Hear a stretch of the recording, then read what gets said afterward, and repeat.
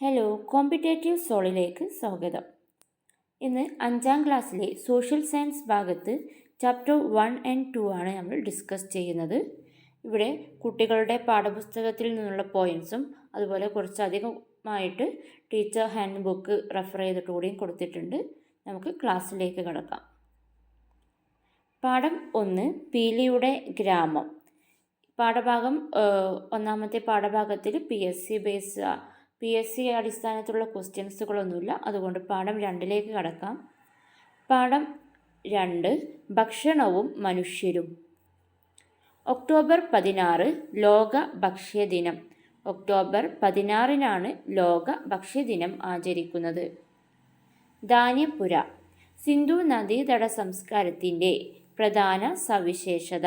സിന്ധു നദീതട സംസ്കാരത്തിൻ്റെ മറ്റൊരു പേരാണ് ഹാരപ്പൻ സംസ്കാരം. ഈ സംസ്കാരത്തിൻ്റെ പ്രധാന സവിശേഷതയാണ് ധാന്യപ്പുര. ഇഷ്ടിക കൊണ്ട് നിർമ്മാണം. ഇഷ്ടിക കൊണ്ടാണ് ധാന്യപ്പുരകൾ നിർമ്മിച്ചുകൊണ്ടിരുന്നത്.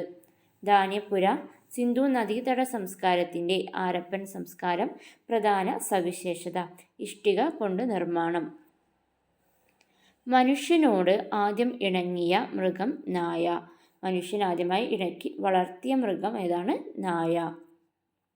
കൈമാറ്റ സമ്പ്രദായം. നാണയ വ്യവസ്ഥയ്ക്ക് മുമ്പ് ബാർട്ടർ സമ്പ്രദായം. നാണയങ്ങൾ കണ്ടുപിടിക്കുന്നതിന് മുമ്പ് നമുക്ക് ഒരു സാധനം ആവശ്യമായി വരുമ്പോൾ നമ്മുടെ കയ്യിലുള്ള സാധനം കൊടുത്തിട്ട് നമുക്ക് ആവശ്യ സാധനങ്ങൾ മറ്റുള്ളവരാളുടെ അടുത്തുനിന്ന് വാങ്ങുന്ന ഈ സമ്പ്രദായത്തിനെയാണ് കൈമാറ്റ സമ്പ്രദായം അല്ലെങ്കിൽ ബാർട്ടർ സമ്പ്രദായം എന്ന് പറയുന്നത്. തിണകൾ. പ്രാചീന തമിഴകത്ത് അവിടുത്തെ ആളുകളെ അവരുടെ വാസസ്ഥലത്തിനനുസരിച്ച് 5ആയിട്ട് വേർതിരിച്ചിട്ടുണ്ട്. ഇതിനെയാണ് തിണകൾ എന്ന് പറയുന്നത്. ആകെ 5 തിണകളാണുള്ളത്. ഏതൊക്കെയാണ്?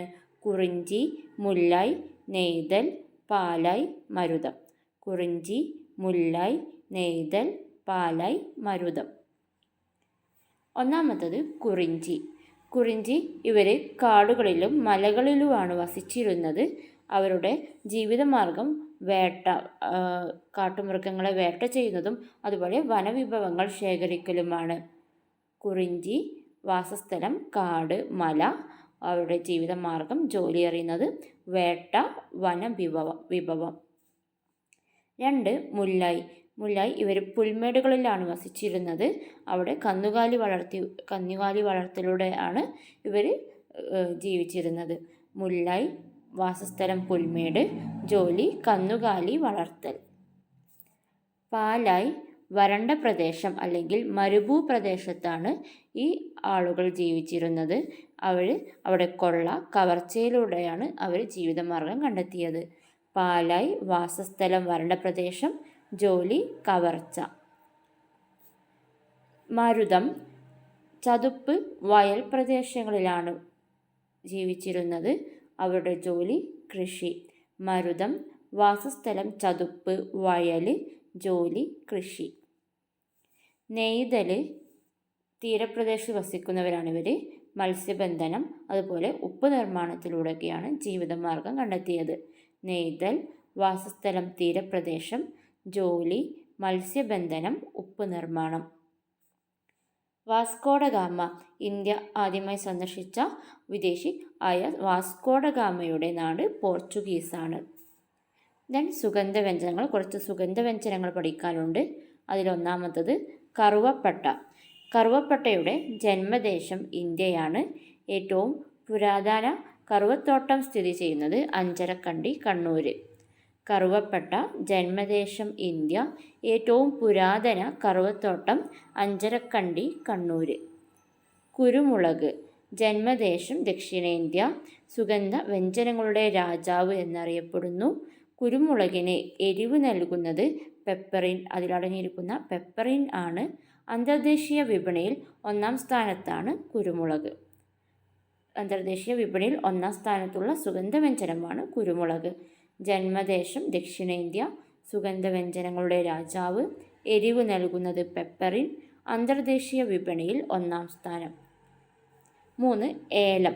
ജന്മദേശം ഇന്ത്യ അതുപോലെ ഇന്തോനേഷ്യ. സുഗന്ധവ്യഞ്ജനങ്ങളുടെ റാണി എന്നറിയപ്പെടുന്നത് ഏലമാണ്.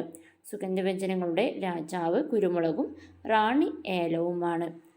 ഏലം ജന്മദേശം ഇന്ത്യ, ഇന്തോനേഷ്യ, സുഗന്ധവ്യഞ്ജനങ്ങളുടെ റാണി.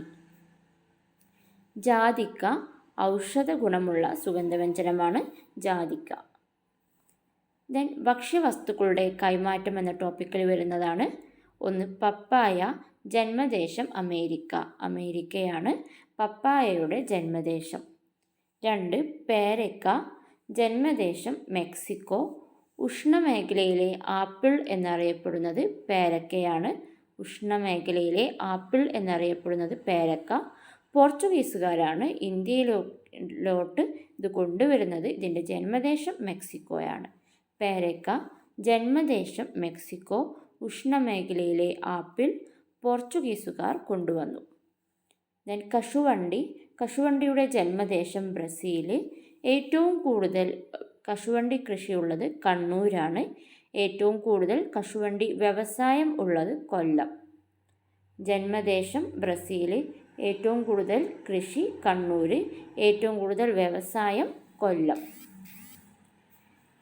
ഉരുളക്കിഴങ്ങിൻ്റെ ജന്മദേശം പെറു. ഉരുളക്കിഴങ്ങ് ജന്മദേശം പെറു. മരച്ചീനി പ്രചരിപ്പിച്ചത് വിശാഖം തിരുനാൾ മഹാരാജാവ്, തിരുവിതാംകൂർ രാജാവ്. ഇനം ശ്രീ വിശാഖം. മരച്ചീനി ഇവിടെ ഇന്ത്യയിൽ പ്രചരിപ്പിച്ചതാരായിരുന്നു? തിരുവിതാംകൂർ രാജാവായിരുന്ന വിശാഖം തിരുനാൾ മഹാരാജാവാണ്. അതുകൊണ്ട് തന്നെ തിരുവിതാംകൂർ മരച്ചീനി റിസർച്ച് സെൻറ്ററിൽ നിന്നുണ്ടാക്കിയ ഒരിനത്തിന് ശ്രീ വിശാഖം എന്ന് പേര് നൽകിയിട്ടുണ്ട്. അപ്പോൾ ശ്രീ വിശാഖം എന്ന് പറയുന്നത് എന്തിൻ്റെ ഇനമാണെന്ന് ചോദിച്ചാൽ മരച്ചീനിയുടെ ഒരു ഇനമാണ്. കൈതച്ചക്ക ജന്മദേശം ബ്രസീൽ, സ്വർഗീയ ഫലം എന്നറിയപ്പെടുന്നു. കൈതച്ചക്ക ജന്മദേശം ബ്രസീൽ, സ്വർഗീയ ഫലം. ഭക്ഷണവും അസമത്വവുമാണ് നെക്സ്റ്റ് ടോപ്പിക് വരുന്നത്. അവിടെ മിശ്രഭോജനം ഡിസ്കസ് ചെയ്യുന്നുണ്ട്. മിശ്രഭോജനം കൊണ്ടുവന്നതാരായിരുന്നു? നവോത്ഥാന നായകൻ സഹോദരൻ അയ്യപ്പനാണ്. 1917 മെയ് 29 മിശ്രഭോജനം നടക്കുന്നത്. ചേറായി എറണാകുളത്ത് വെച്ചാണ് ഇത് നടത്തിയത്.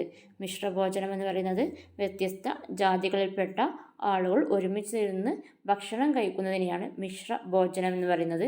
ഇത് സംഘടിപ്പിച്ചത് സഹോദരൻ അയ്യപ്പനാണ്. 1917 മെയ് 29 ചേറായി എറണാകുളത്ത് വെച്ചാണ് ഇത് സംഘടിപ്പിക്കുന്നത്.